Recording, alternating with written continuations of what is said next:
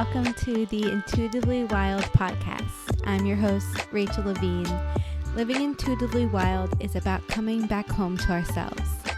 Here, we talk about how to live connected to ourselves, others, and nature, and make a commitment to radical authenticity, vulnerability, and acceptance. On this podcast, we delve into a wide range of topics that span the human experience. We peel back the layers and talk about the things that are often not talked about. This is a space for us all to walk and wander this path of life together. Let's dig into our roots and go deep. Chelsea, welcome to the podcast. I am just so excited to get to know you better and have a little casual chat with you. I can't wait. I love talking to people on podcasts, so this is like my favorite activity to do. I know. I feel like this is you in your element. It's so fun for me to see people and observe what magnetizes them and brings out their joy. And I feel like it's so evident through your podcast and even listening to you on other people's podcasts that this is something that really does that for you. It does. It does. I've been asking myself a question of like what energizes me versus what depletes me. And I've been really taking note of this, and podcasting is high on the list. So I'm glad that's come through for you too. Okay, well, the first question I like to ask all my guests is, what is something you wish people knew about you that you don't think many do? You know, what's so funny is I have these conversation cards and this comes up a lot. So I have an answer ready to go. And Okay. it's interesting because it has nothing to do with work or anything, but it's that I'm way more affectionate than people think. Like I am someone who gives like pretty normal hugs, and I'll, I don't know, tap people here and there, but I tend to hold back a lot, but in reality, I'm like, when I'm in a relationship, I am like grabbing the person's hand, cuddling with them, like want to love on them all the time.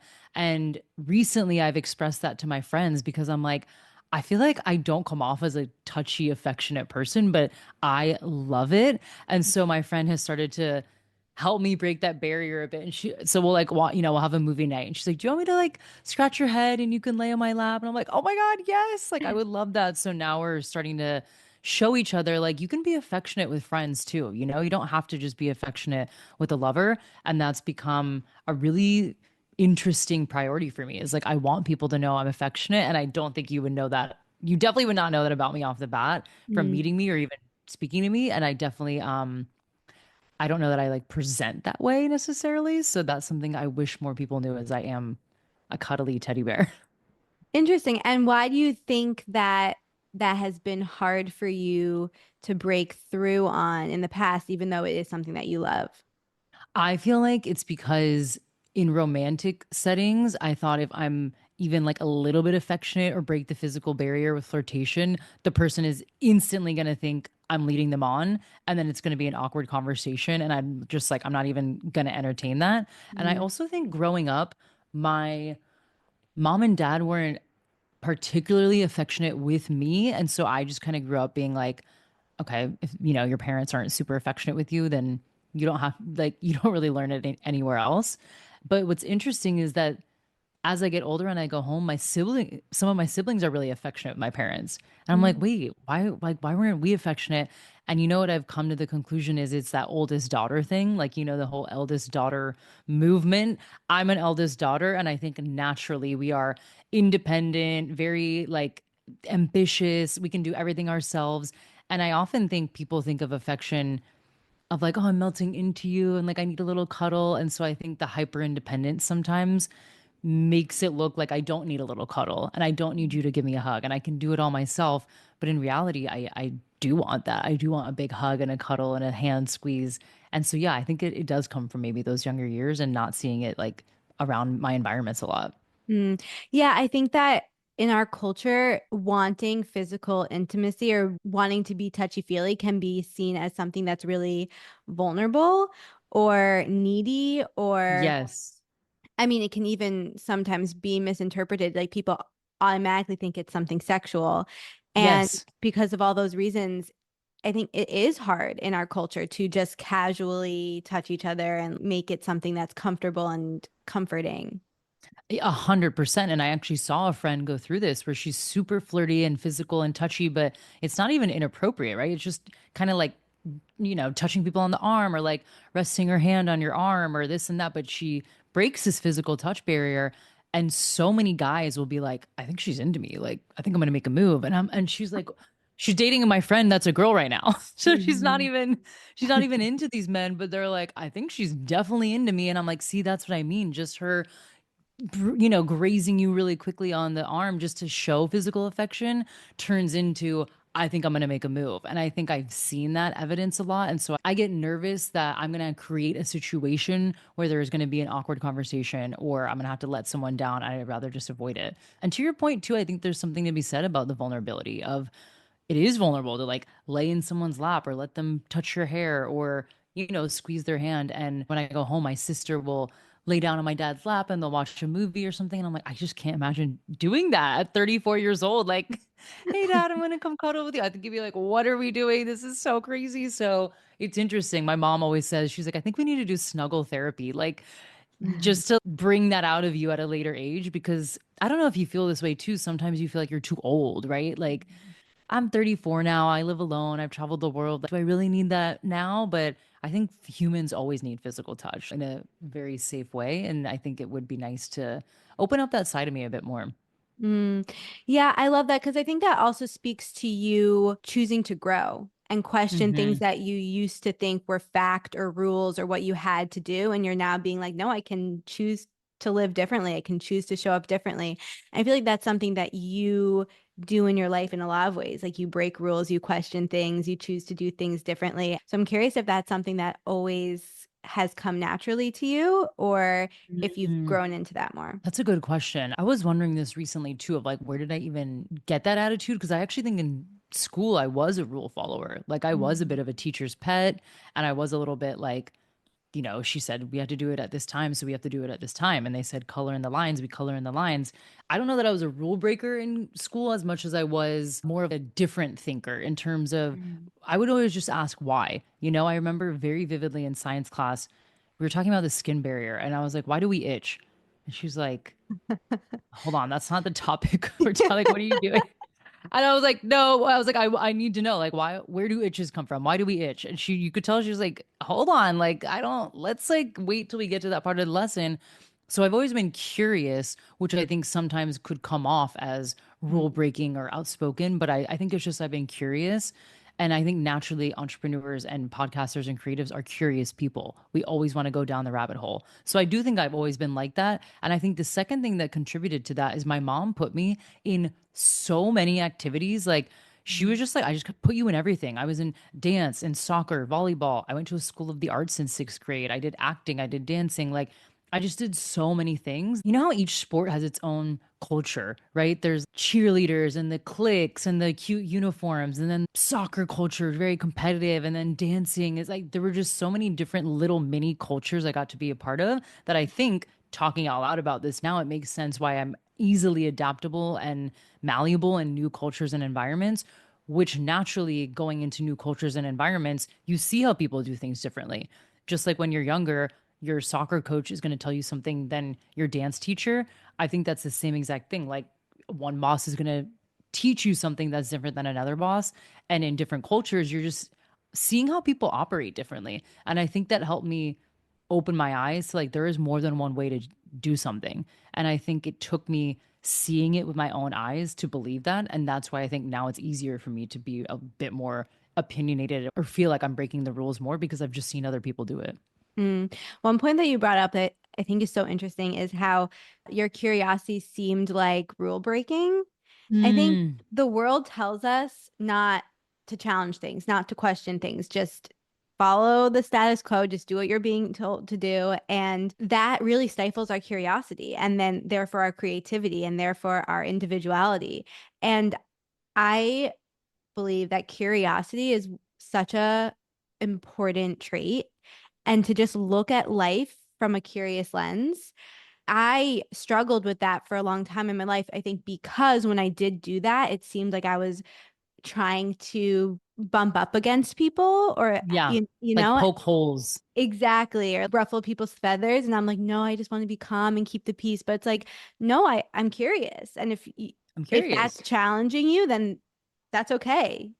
It is interesting that it feels, I'm thinking of it like if someone were curious with me, why it would feel like a challenge. And it's probably if I feel like you're poking at a wound of mine, if I felt like you're poking at my intellect or my capabilities or something, and you're curious, but if I don't believe that in myself, I will take that as a challenge and be like, she's not curious, she's trying to make me look stupid, or she's trying to disempower me. And I can see how maybe a teacher would see a student raising their hand and being like, well, what about this and what about that, being like, hold on, you're younger than me, you don't know what you're talking about. And in reality, they probably are just like, I want to know how this works. But if someone is like, I don't maybe know the full scope of that, or I don't have the emotional intelligence to explain that I don't know the full scope, it's going to feel like a challenge. And I think that's something I've realized recently is I do have a really interesting trigger around if someone makes me feel incapable or stupid, that I will get so defensive. And I don't know where that comes from because I've never felt stupid. I've always been incredibly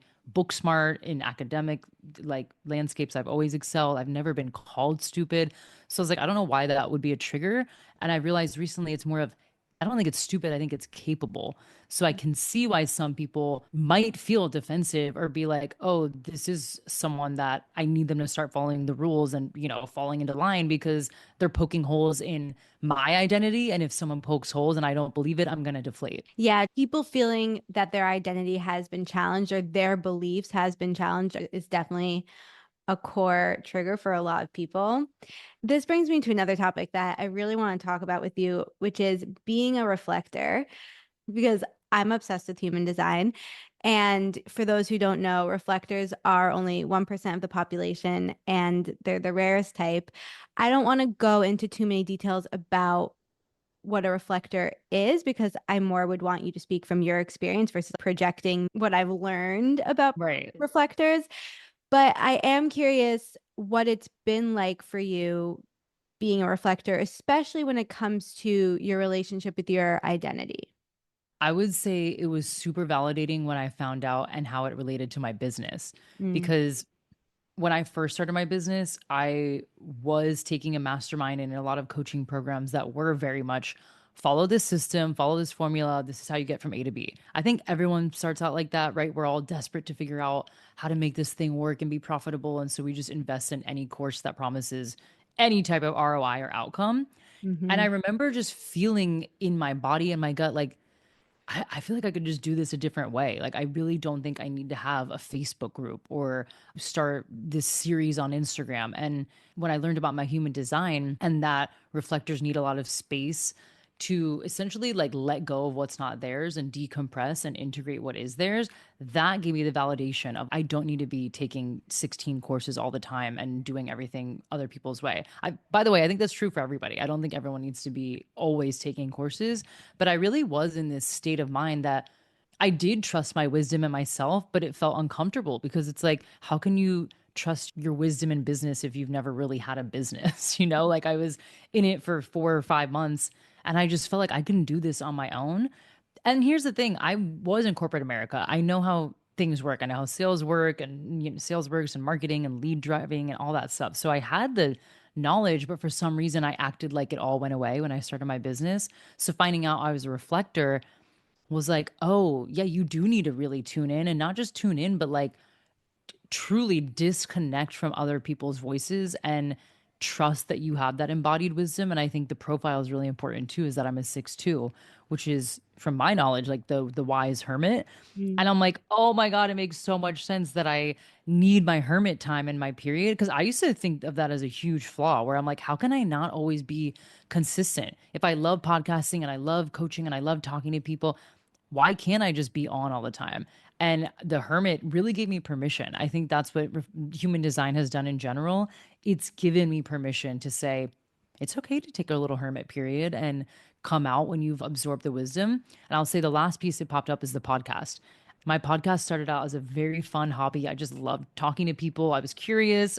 Podcasts are great if you're a curious person because all you mm. get to do is ask curious questions to people. So it was so much fun for me to do that. And then I remember feeling at one point I was doing solo episodes and I'm like, I don't really know what these are about because I had a podcast and then 4 years later I had a business. So when Wow. I was doing solo episodes, it had nothing to do with business.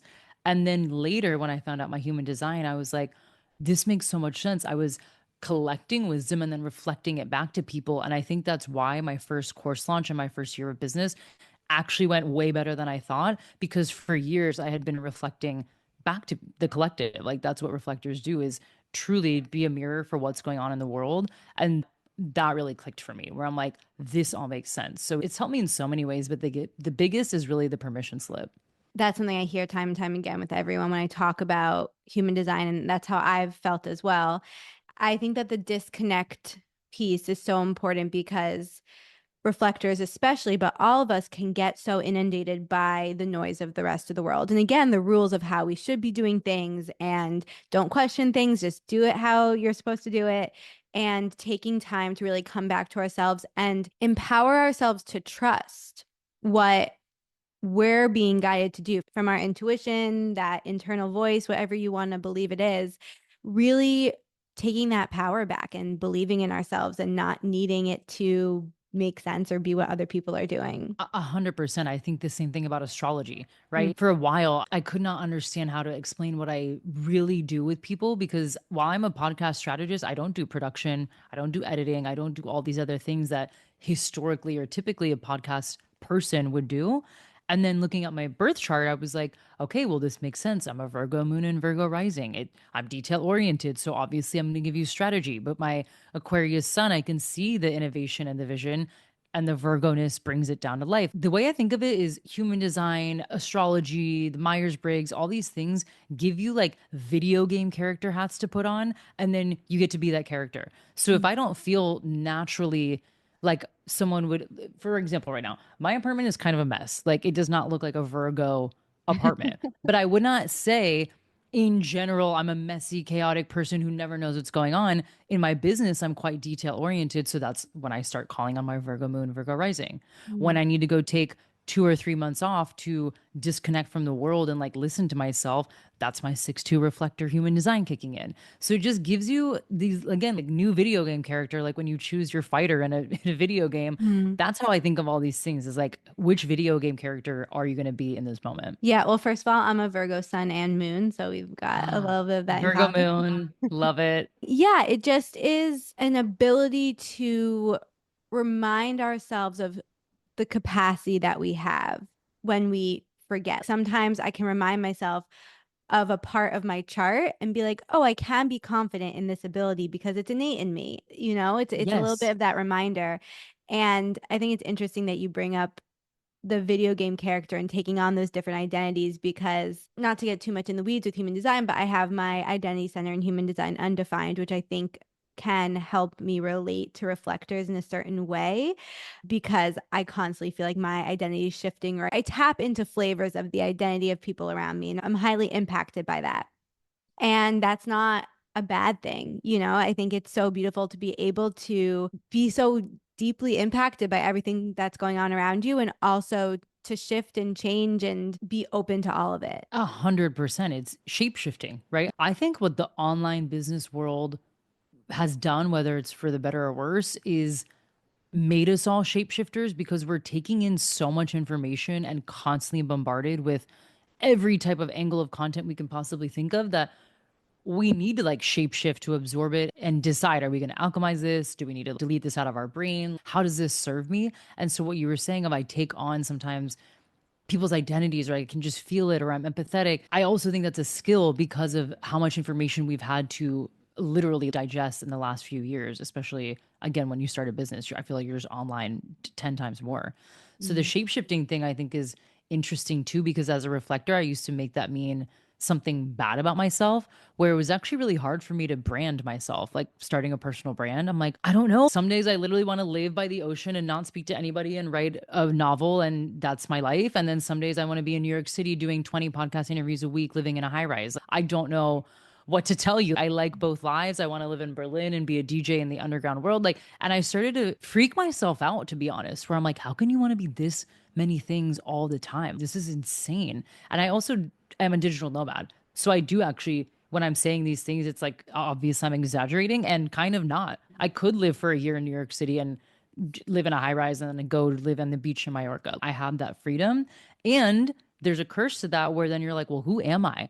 It's hard to explain that to people. And so when I would go through any branding exercise and it's like, who are you? And who's your ideal client? And who do you want to be perceived and da da da. I was like, I don't know what to tell you. And it's upsetting me because it is something that I feel like in online business and branding, it is like be a certain thing that's easy for people to understand, right? For example, there's this place in Cape Town that's like an oyster bar, a car shop, a gelato spot, and a co-working space. I swear to God. And it's all in one. It's called like Shuck and Scoop. And I'm like, what? How can you have oysters and gelato and cars and be a co-working space? It's insane to me. And that's how I started to feel as a person, where I'm like, do people even know what I do or what I offer? And maybe that's why I'm not successful. And maybe that's why I'm not making this money and blah, blah, blah. And we tell ourselves those stories. And so the part of the shape shifting and being a reflector, I had to start owning that and being like, this is just who you are. And maybe my brand is shape shifting. And that gave me a lot of permission to, instead of being like, oh my God, I can't pick a thing. I'm so crazy and chaotic. It's like, maybe crazy and chaotic is the brand. And so people always know she is probably going to be a new person in 6 months, and that's what to expect. So anybody with undefined centers or feeling like that, I think lean into that and be like, that is the brand. Again, it comes back to this theme of questioning the norm and letting yourself break the so-called rules and remind yourself that you can do it however you want. And Yes. I've had the same struggle with my business of trying people telling me I need to niche down or be able to have this one liner where it's really digestible and people know exactly what I'm doing. And I'm like, I don't even know what I'm doing. I'm always changing and I'm always growing and transforming. I'm also a Scorpio rising. So Mm. I just, and that's been very frustrating for me. But the reminder that I get to choose how I want to do it, but knowing that you're shape shifting, but the foundation is still you, your core Yeah. essence. There's a difference between shape shifting because you're a chameleon and you naturally change colors versus trying to fit yourself into a box and contort yourself in order to fit in. There's such a huge Yes. difference. And leaning into your magic of having all the different identities and being all the different things is part of who you naturally are. 1,000,000% agree. I think that is so astute and important to say, is that there is a difference between being, I can shapeshift and I'm empathetic. And I think that's what a lot of intuitive and empathetic people can relate to, is I can feel energy. And I know Mhm. reflectors, anyone with undefined centers, are extremely sensitive, and we read into every little subtlety. And there's a difference between being like, I can read that subtlety and I'm not going to just adjust myself for the crowd. Like, oh, okay, well, now I'm in this space, so I have to be this. Or now I went over here and I have to be this. Then that's also, I call it a bit spineless. I really am attracted to people that have a backbone and like really say what they mean and can sink their teeth into something. And so that's something that has really become important to me lately, too, is I'm okay to shapeshift, but I'm not a spineless jellyfish either. Yeah, I love the imagery. And it's also like I'm not thinking, oh, I'm going to show up this way with this group of people so that they like me and I fit in. It's like, no, this is what's naturally coming out of me and what feels good and what feels authentic to me right now. And so that's what I'm going to own and embody. 100%. You know what's so funny is a few years ago, I did this podcast episode about reality TV, and I was trying to promote a course. And to me, it made so much sense. And now I actually have the argument for it. I think the reason we love reality TV is because we're seeing archetypes of ourselves and pieces of ourselves in all these characters, maybe things we like, maybe things we don't like. But what we're seeing a lot of times is these people are really authentic. I don't know if you watched the recent season of Love is Blind. I And there's did. this guy, Joey, and he's crazy, right? He's like, and he's wearing like Hawaiian shirts and he skateboards into his wedding and he's throwing the Nerf ball. And my friends aren't really like cackling at him. We're like, he's just so freaking crazy. And my friend and I looked at each other because we've been having this conversation. We're like, but he's really authentic, right? Like, yeah, say what you want about the reunion and all the messy shit that happened after that. But like, he was like, I like skateboarding. I like my long hair. I like my silly shirts, and I'm going to do that. He came off cringe because we see ourselves in him. Like, if I was being 100% honest, yeah, I would love to ride a bike into my wedding, or, I would love to do these things, but it's just not quote unquote societally acceptable. And so then we back off. But this is why I'm like, I actually love reality TV because I think it's just parts of us projected on screen. And if we own those parts of us, we would be more authentic. Love is Blind is the only reality TV show I've really ever watched, but I love being able to watch it and be so curious about what is this bringing up in me. When I see Yes. something that I'm rejecting or judging or finding amazing, what does that tell me about myself? Because these are real people. They are just showing up. And I think that that's a Yes. gift that reality TV can give us, is to be able to have these honest conversations with ourselves instead of using it as a way to just judge and bash other people. Where I get judgy is because I'm watching essentially a younger version of myself, Mm. right? I'll see a girl doing something crazy on The Bachelorette or one of these dating shows. I'm like, how could she be so stupid? It's so obvious he's not into you. And you're like, well, because that was me when I was 24 years old. That is how I acted. I let things slide. I let someone treat me like shit. And now I'm watching it and you want to shake this person, but obviously they're a character on TV, but it's triggering a piece of you. I'm getting judgmental because I was that person at one point and I've changed, but I can't change this person because again, they're on a screen that I don't have relation to them. It's very interesting.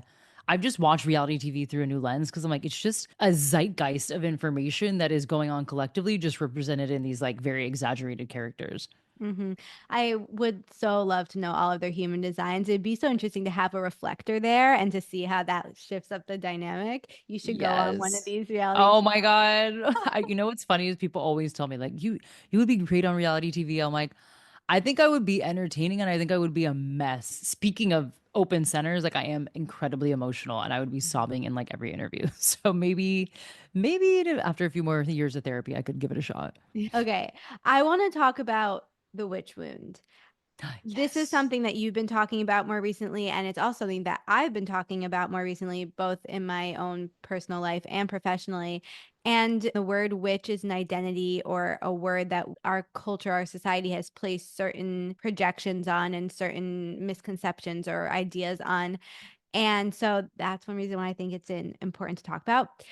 So I'm curious your definition of the witch wound, your experience of it, and whether or not you consider yourself a witch. Ooh, I love this conversation. I'm so happy we're going down this rabbit hole. But my definition of the witch wound is essentially a fear of expressing yourself for fear of being persecuted or like truly exiled or even executed, right? So obviously in no, maybe not obviously, but in where I live in my modern day and age, I would not be executed for speaking out, but it's not impossible, right? We've seen journalists get killed. We've seen people speak out and all of a sudden we don't hear about them again. Like this is not uncommon. It just shows up in different ways and flavors, if you will, in modern day.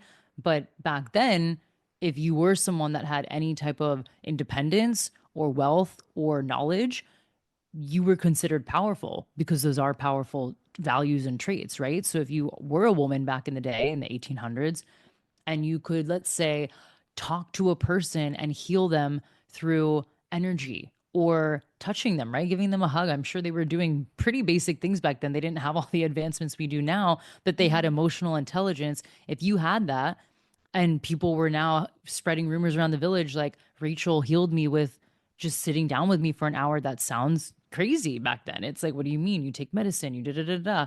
So what would end up happening, these women would actually be executed, they would be humiliated. I mean, you know, probably all the stuff that happened, but there's a really dark history around what happened to women back when they were speaking out. So that has now translated into modern day where I think this is why many people don't start writing essays on Substack. They don't start podcasts. They don't put themselves out there to pitch themselves on podcasts because there is this lineage that probably traces back 2 centuries ago that's like, I can't really do this because I will be publicly humiliated or exiled, etc.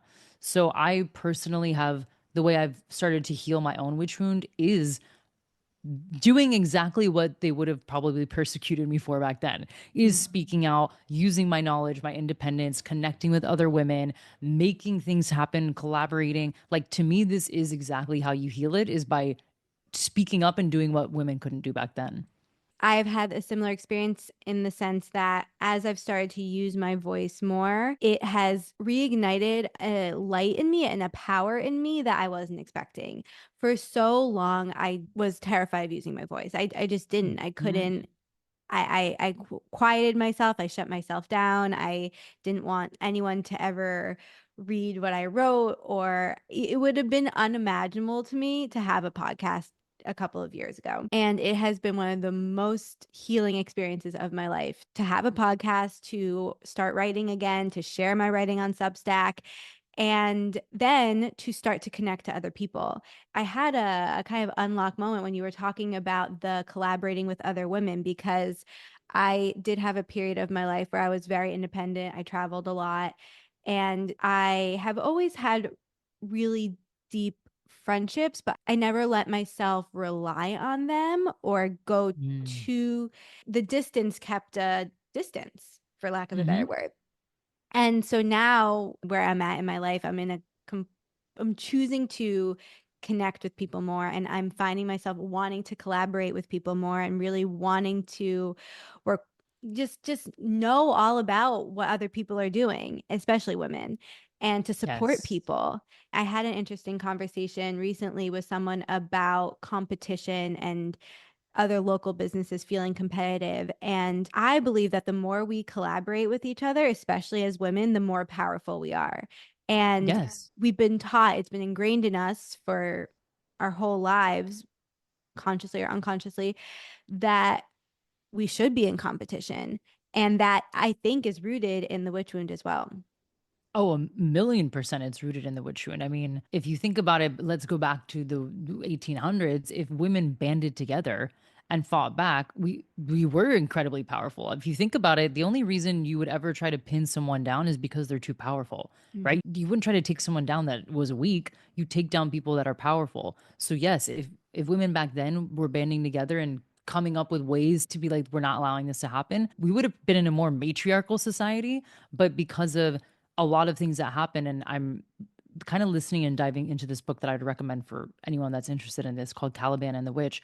There was actually, when I say a dark history, it was dark. Like the government was involved in decriminalizing abuse towards women because of how powerful women were. So Mhm. basically, it was like allowed that you could treat women like shit and do very harmful things that I won't mention on air. But it was a very sick, twisted society. And what I find so interesting about that period of time, it shows how connected women were probably to their own selves and bodies, and how disconnected men were, that they could just disassociate essentially and be like, we're just going to harm women and be powerful. And if you now again look at where we are in modern day, the story has slightly changed. We have different characters, different levels of punishment, different levels of XYZ, but it hasn't shifted in the way that you would hope, in terms of admiring women's powers and being like, wow, we are incredibly emotionally intelligent. I think it's fascinating that the US still hasn't had a female president.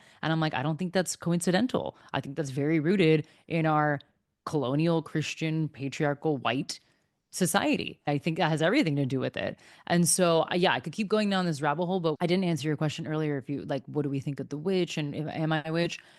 What I was also thinking of is witches in media are portrayed like these scary old hag creatures. Think of the witch in Snow White. I used to not even be able to watch that movie when I was younger because my mom is like, you were so scared of the witch because she was a scary figure. And I was like, that's what we immediately think of is the Snow White witch. All the witches in any Disney movie are always evil. They're always portrayed as trying to take you down or cast a spell to hurt you. So obviously, when you see that, when your brain is like a little sponge, you just connotate the word witch with evil, demonic, like sorcerer that's going to take everything from me. When in reality, if you actually look at women who were considered witches, it was just people that could heal.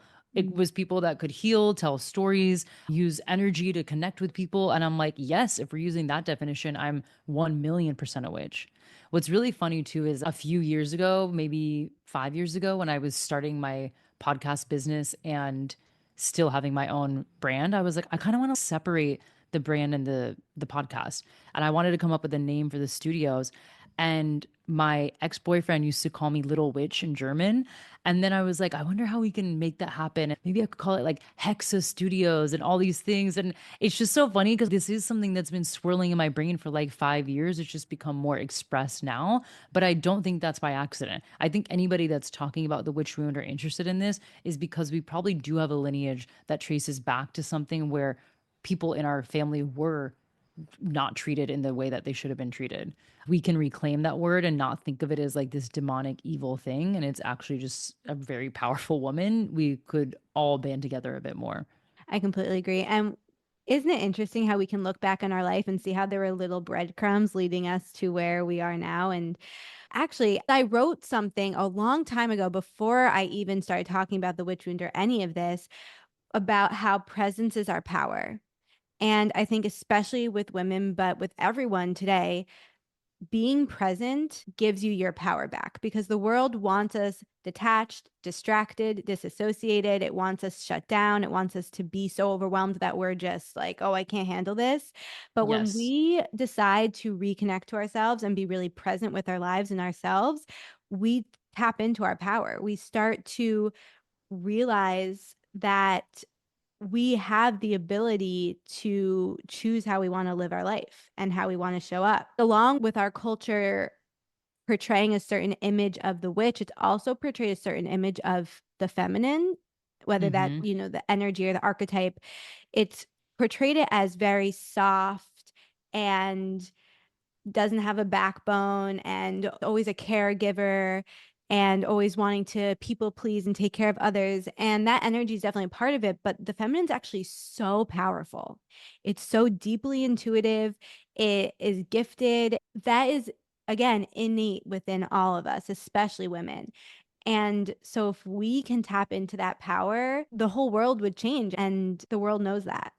Yes. The reason, in my opinion, patriarchy exists is because women are so powerful. And we've been trained and it's been beaten into us since we were younger to appeal to the male gaze, right? Think of how many messages, I don't know if you heard this when you were growing up, but guys don't like short hair. Guys don't like a girl that dresses like that. Men don't like when you speak like this. And I'm like, I actually never hear guys going through that. Like, women don't like this, women don't like that. Maybe when we got older, the ick became a thing. But when we were younger, that wasn't taught to us. And I Mhm. think when I think of the feminine, I genuinely think of the ocean and the world. Think about it. It's called Mother Earth. That's not a coincidence to me. Like Mother Earth, the ocean is quite feminine and it can turn into so many different things. It can be a tidal wave, it could be a cyclone, it could be a little rock pool, it could be a river. That's how I think of the feminine. And to your point, if we all could own that power, and to be honest, it's a conversation that is going to sound a little spicy and maybe ruffle some feathers. Is like we are very superior and in terms of our emotional intelligence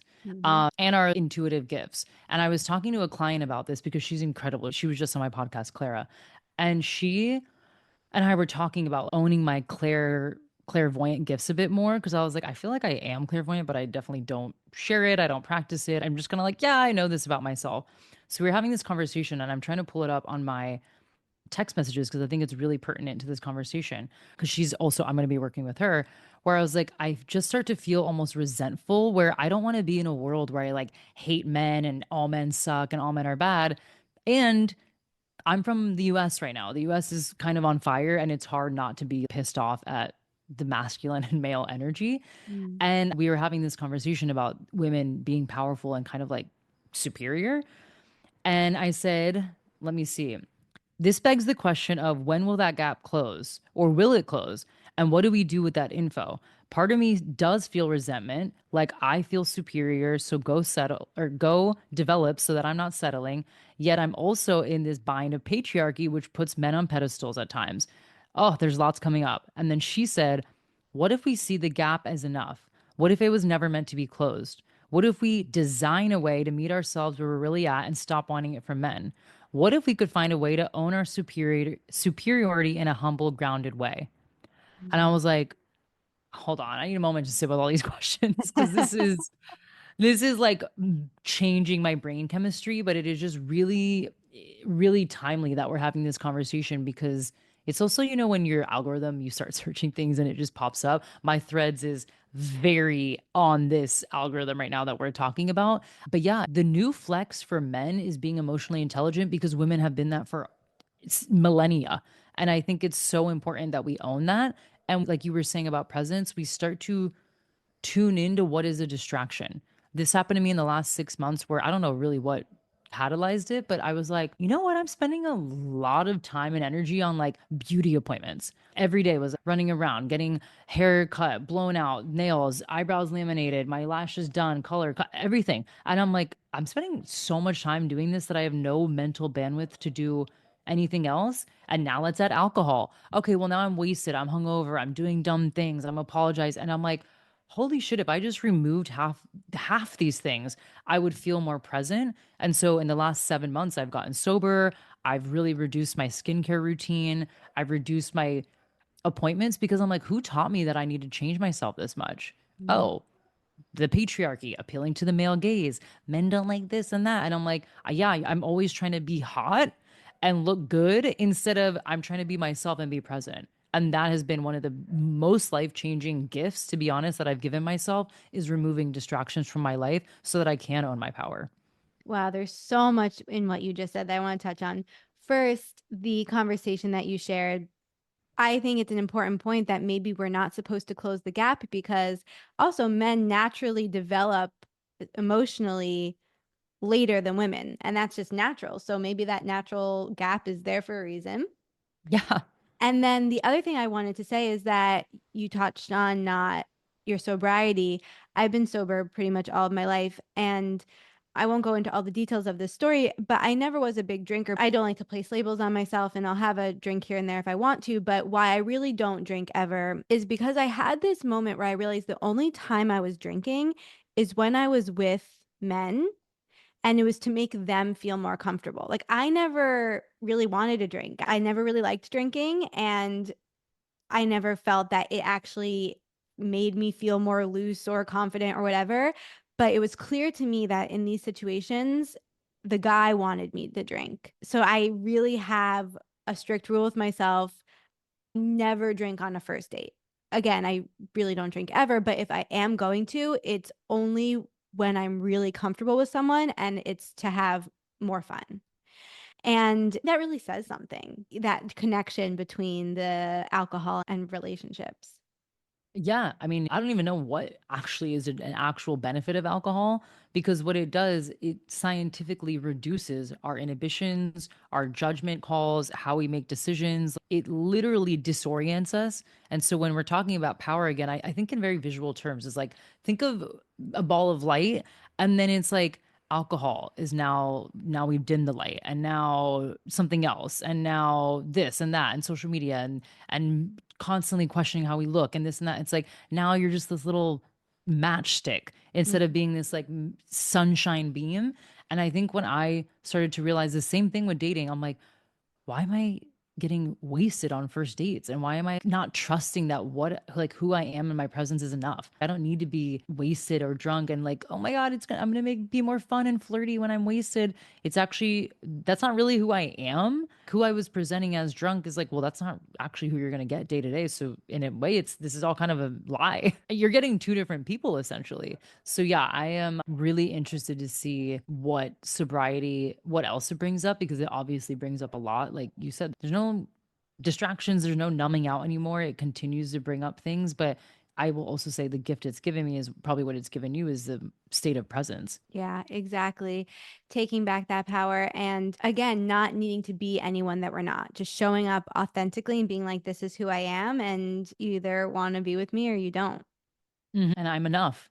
That's the message. Like I'm enough. And that's a hard message, by the way. When Mm. you are constantly, I mean, like let's open our Instagram right now. If I tap the, you know what I keep getting served that's actually pissing me off is this like wall Pilates ad. And it's an AI fake ad that shows this girl's thighs just slimming down in the fake AI generated image. And it's like, Oh my you could God. have these thighs in 60 days. And I'm like, this is ridiculous. And then here's the thing, as it's shown to me 65 times in the last week, you start to be like, well, I don't know. Maybe I could use a little weight. Maybe I could. And you know what I mean? And this is how it seeps into our brain. Sometimes it's slow and insidious, and sometimes it's blasted at us. But I don't fault anyone for where they are in their own self-development journey because of how much external things that we don't even realize are truly like poisoning our psyche because it's considered normal. it's considered normal to want to look hot and lose weight and get drunk with a guy on it. You know what I mean? Like all these things are just so normal that it's hard to break out of that mold. Yes, we've normalized so many things that are just not okay. Like they're just not Hmm. okay. And I've had conversations with people where they're like, oh, I don't get impacted by the ads. It doesn't bother me, or I'm not impacted by social media. We all are, whether we realize it or not. Hmm. It really is seeping into our brain, whether we realize it or not. And it is so important to have periods of disconnection, whether that's for 5 minutes or for 5 months, being really intentional with pauses. And I think for many people, it's unheard of to go for a walk without anything, or to just step outside and breathe in the sunshine for 5 minutes with no distractions. And I think the more that So we hard. can incorporate that into our lives, the more our power is replenished. Agree. I actually noticed that about myself this week. I've been on this little ritual where I go down the street and get a matcha and then walk along the water. And the matcha place is a 9-minute walk. And I literally find a podcast to put on, get my huge ass noise canceling headphones, start walking. I'm like, this is literally, I'm not kidding. It's like down the street. And I'm like, I have to put a podcast in.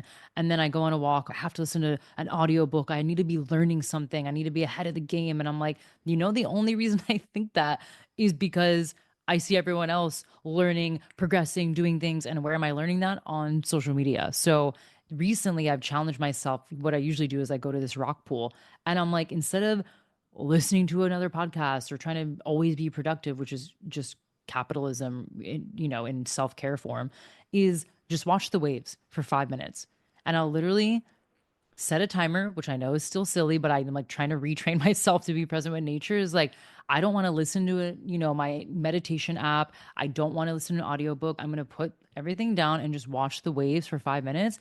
And I was almost moved to tears the other day where I was like, look how beautiful the ocean is. Like, can we believe we're sitting on a rock in the ocean and we're swimming? To your point, it just makes you realize how tiny you are in this massive freaking world and how crazy it is that you're alive in a time like this and that you can, like, me and you, I'm assuming right now, have all five of our senses. We can touch, see, smear. And how are we not freaking out about this? And the only way I was able to get to that state of mind is putting all the tech down and reconnecting with nature. Yeah, exactly. Our world is so magical and we don't realize it because we're not actually in it anymore. Mm-mm. And it's such a shame. And we think we are because we're documenting it, right? Hmm. Like I'm documenting my walk. I'm out on a walk. I'm in the world. You see me walking in nature. So I'm in nature. I'm a nature girl. But it's like there's sometimes I like forgot that I went on a walk the other day. I'm like, oh, I wish I walked this week. And I was like, you did. And I'm like, oh, that's the week that I literally was like headphones in, texting everybody, getting back to clients. And I'm like, no, I was in the world, but not really. I was like performing a bit. Yeah, this is something that I talk about all the time in my work is we go from one thing to the next, to the next, to the next, and we're constantly stacking things and trying to be as productive as possible and do all the things and fill all our time. And we're not actually taking in our life. We're not actually living our life. We're just moving from one thing to the next. And we have to become comfortable with the silence. Not that productivity is the point, but being in the silence is one of the most productive things that you can do. Yes. Going back to power, I think a lot of us don't even know our power because we've never been quiet enough to listen to it. Like, Yes. I think our power is there all the time. It's just we dampen it and we put stuff on top of it. But to your point, if we were silent for more than 2 seconds, we would actually tune in and be like, okay, I do feel it now. And I think what it is people are scared, right? It is scary to think of power. This goes right back to the witch wound is I'm scared of my own power because of what truly like what greatness it could bring to the world. And I don't know if I want that on display or I don't know if I want that responsibility or that level of expression. So I am going to just keep a tight lid on it. And it's something that I slowly think conversations like this, women collaborating with women, going on nature walks. These are the things that will get us back to that powerful state. But it has to be intentional. And I think that's going really quickly back to like sobriety and beauty standards and stuff. That to me was all also a distraction of my power. And I think it can be scary to go quiet. But what you were saying, you'll never know who you are if you don't stop and listen to yourself. I mean, this is the power of mindfulness and meditation. And I'm grateful it's becoming more mainstream, but I think a lot of people just do it as another thing to check off their to-do list and to say that they're being productive and to Yeah. do the wellness hacks and the biohacking and to follow the trends, but truly, truly intentionally choosing to be silent, truly choosing to get to know yourself, to know who you are and what you want. And coming back to the very beginning of the conversation, to get curious about the rules and the limitations you placed on yourself, and then having the courage to break through that and do something different. Oh, 100%. Actually, what's coming up for me now is the quietness is scary because these, skeletons in the closet start to come out a little bit that they're away, right? When it's like I'm distracted with social media and work and this and that and dating and alcohol, blah, blah, blah. It's like the skeletons just stay in the closet, stay in the closet. When you're sober and you have no distractions and you're not focusing on 20 different beauty appointments, I'm talking about myself, these skeletons will come out, and sometimes you don't like them. And this is the work I'm doing in therapy right now, is like, how can I learn to like these pieces of myself that I really don't like? And how can I integrate them? And I think that's also why people don't get quiet and want to listen to themselves, because they're like, I don't really want to see those parts. Those are kind of like things I could just want to keep them in the past. And I can understand. And I have a lot of empathy for that because I am in that shadow work element era right now where I'm just like, oh, this is a bit sticky and like I don't love it. And I know this is only going to propel me in the long run to own even more of my power and be 100% authentic. But it's not easy. And I think that's what self development has honestly done a disservice, is like, oh my God, just everything is so easy. We just manifest and journal and vision board and da da da. And don't get me wrong, I have all those things in my house. I have a journal right in front of me. I have like 16 journals. I have a vision board, which have helped me. And I need to get past a certain capacity in my nervous system expansion. And to do that, I have to integrate some really not so pretty parts of myself. And again, I can understand why people shove it down. Absolutely. And we do ourselves a disservice when we think that spirituality or self help is all about positivity and loving ourselves. Because what has really shifted the needle for me with all of that is self acceptance, is being able to look at every single part of myself, the parts that I thought were shameful or not okay or just an ick, and being able to say, no, I love myself. I accept all of myself. And the parts that I want to shift and change, I will transform and grow with. And Hmm. those are the parts that we are pushing away and constantly disconnecting from ourselves from if we don't take the time to get to know ourselves. And so it's just this never ending cycle of I can't look at myself, so I'll push it away, to not being able to accept ourselves. And it never ends. It I'm never curious. ends. The more that I'm learning this actively in therapy, shout out to the people I work with, including Antonia Dolhane. She's incredible. She's like, the more you shame these parts and try to put them in a corner, the more like the louder they get. And it's like literally the way, again, I'm visual. I'm thinking of this like rabid bulldog in the corner of your apartment that's just like barking at you, and you're like, shh, shh, go away, go away. And it's like, it's never going to go away. It needs to be let outside. It needs to be fed. You need to address it. And if you don't, it is always going to be there. And it's like, are you going to put a muzzle on it, or are you going to go let it out and then finally calm down and integrate into your system? So it's so paradoxical because it's like, if I ignore it, it will go away, but it's not. Like this part is in us, and so it needs to come to the light and then be integrated and then accepted. Yeah, I love that imagery. And one image that popped into my head when you were talking is how when you can't see, when there's a shadow over something, it becomes bigger. And so you think that the dog barking in the corner is this huge, scary thing. But then when you take away the shadow and shine the light on it, you realize it's just like a tiny baby puppy. Chihuahua. Yeah. Yeah, Literally. exactly. Yeah. So we just have to bring all the shame and put it in the light and say, I'm going to look at it and I'm going to be okay with Mm-hmm. it. Mm-hmm. 1,000,000%. Okay. Living intuitively wild means living dedicated to your true, authentic self, no matter what. How do you feel like you live intuitively wild? Ooh, I think right now the way I'm doing that is um the sobriety and the reducing my makeup slash skincare journey. Mm. I think sobriety has really opened my eyes to just a side of myself I didn't know was there, and a side of myself that I didn't think people would like. I thought people liked my party girl persona more. Like, and I will admit, of course, when you drink alcohol, you're funnier, you're a bit more flirty. Like, it naturally brings those things out of you, at least for me. And so I had this big fear that I'm going to be boring when I stop drinking. People are going to stop inviting me out. I am going to become judgmental. I'm going to be just like someone that stops getting invited places. And I remember being like, but this is not authentic. Like, I don't like going out to drink. I don't want to spend money on it. I don't even like the taste. But I was just being inauthentic because I was like, but people like me more when I'm drunk. And that was a story that played in my head for probably 7 years. It's just like, I'm fun, drunk Chelsea, and that's who I'm going to be the rest of my life. So I would say right now, 2025, present day, living authentically true to myself and wild is sobriety, because what we've been talking about this entire time is I don't have the distractions anymore. Like when I think of being in the wild, I am thinking of running around free, not worried about like what's out there, what I'm going to trip over, what I find. And that's kind of how I see sobriety, is like now I'm free in the world and I can run around. So I think sobriety and yeah, reducing a lot of my validation for like external approval on my appearance, and like the whole conversation we've been having of appealing to the male gaze. I think I've become a lot more authentic in that, where, I used to never leave the house if I didn't even have like base makeup on, like the tinted sunscreen and the eyeliner and I'm like, I have to look presentable. And I'm like, I'm literally going to the grocery store. Like, I don't care. Like, I really don't. And I think that's something that is definitely not, um, how do I say this? Like, it's not that it's not accepted, right? People go grocery shopping all the time without makeup.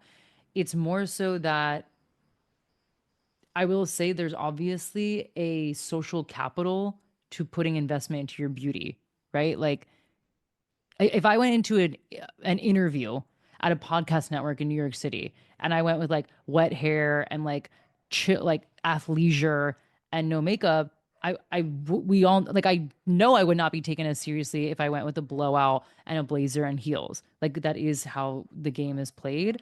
And so I understand the capital that beauty and performing beauty offers people. And this is why I'm saying I think this is how I'm being authentic now, is like I'm not playing that game. Like, I don't want to play games that I don't want to win. Exactly. You're choosing the game that you want to play because it's authentic to you and you're letting yourself be enough. Mm-hmm. Mhm. Exactly. Exactly. Mhm.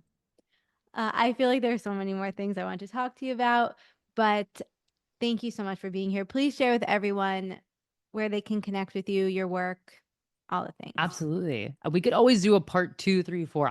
As you know, I love conversation. So I'm like, we can do a part 2 for sure. And you can find me just at my name, chelsearife.com. My Instagram is Chelsea Rife. And if you want to launch a podcast and break your own witch wound, I have a course called Mic Drop, which will help you launch a podcast. And then my favorite course to teach is coming out very soon. And if you don't make this round, you can come in the next round, but it's called Pitch Perfect. And it's about pitching yourself on podcasts and collaborating, which is exactly what Rachel and I are doing today. So hit me up on Instagram. You can sign up for any of these things on my website, or you can always just shoot me a DM and I can send you some links over. But yeah, that's it. And then, oh my gosh, my podcast, In My Non-Expert Opinion, that is where you can find me talking a lot about the witch wound and women's empowerment and so many different things. And yeah, I would love for you to jump over there and say hello. Yes, can attest that it's one of my favorite podcasts, and we will definitely come on for a part 2, but thank you so much for being here. Yeah. Thank you so much for joining me on this episode of Intuitively Wild, the podcast. I hope it helped deepen your connection to yourself, sparked some insights, and inspired you to live intuitively wild. If you enjoyed this podcast, it would mean so much to me if you would share it with others and leave a rating and review. And please reach out to me. I would love to connect with you. I will see you next time for more magic.